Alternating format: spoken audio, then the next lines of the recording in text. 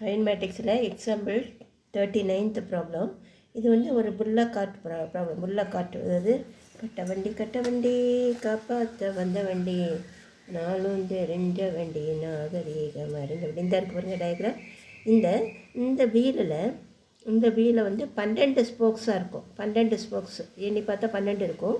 நம்ம 2 அடுத்தடுத்ததுக்குள்ளே அது எடுத்து தான் அந்த தீட்டா தான் கண்டுபிடிக்க போகிறோம், அந்த ஆங்கிளாக தான் கண்டுபிடிக்க போகிறோம். ஸோ இதோட பார்த்திங்கன்னா நமக்கு முன்னாடியே கொடுத்துருக்காங்க. ரேடியன்னா இதோட அந்த ஆங்கிளை ரேடியன்லேயும் கொடுக்கணும், நமக்கு வந்து டிகிரிலையும் கொடுக்கணும். ஓகேயா?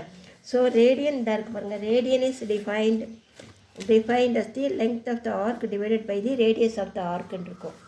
ஓகேயா? ஸோ ரேடியன் இஸ் எழுதியிருக்கேன். Radian is defined as the length of the arc divided by radius of the arc எழுதியிருக்கேன். நமக்கு இது வந்து ஒரு வீலை தான் நம்ம ஃபஸ்ட்டு கன்சிடர் பண்ணுறோம். ஒரு வீலை கன்சிடர் பண்ணி அடுத்தடுத்த ஸ்போக்ஸுக்கு இடையே உள்ள ஆங்கிள் கண்டுபிடிக்க போகிறோம். அப்போ இந்த ஃபோனில் வந்து 12 ஸ்போக்ஸ் இருக்குது. ஸோ நம்ம வந்து லென்த் ஆஃப் த ஆர்க் கண்டுபிடிக்கும் போது circumference 2πr/12, then radius of the arc r. So இப்போ நம்ம என்ன அடுத்த ஸ்டெப் என்ன ஆகுது? ரேடியன்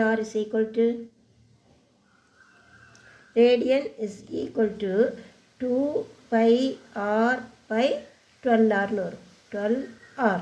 இந்த ஆர் கேன்சல், இது கேன்சல், இது வந்து கேன்சல்னால் 6 ஆகுது. ஸோ நமக்கு என்ன கிடைக்குன்னா π/6ன்னு கிடைக்குது. ஸோ ரேடியனில் இந்த ஆங்கிள் வந்து π/6. சரி, இது நம்மளுக்கு போத் ரேடியன் அண்ட் டிகிரிலேயும் சொல்லணும், நம்ம ரேடியன்லேயும் சொல்லணும். ரேடியனில் சொல்லிட்டோம் π/6ன்னு. ஸோ டிகிரியில் சொல்லணும்னா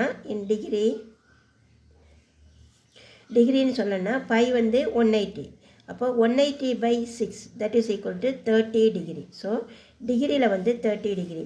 அப்போ angles by 2 adjacent spokes is 1 in ரேடியனில் என்ன π/6, டிகிரியில் 30 degree. Okay, this is the answer. Okay, thank you.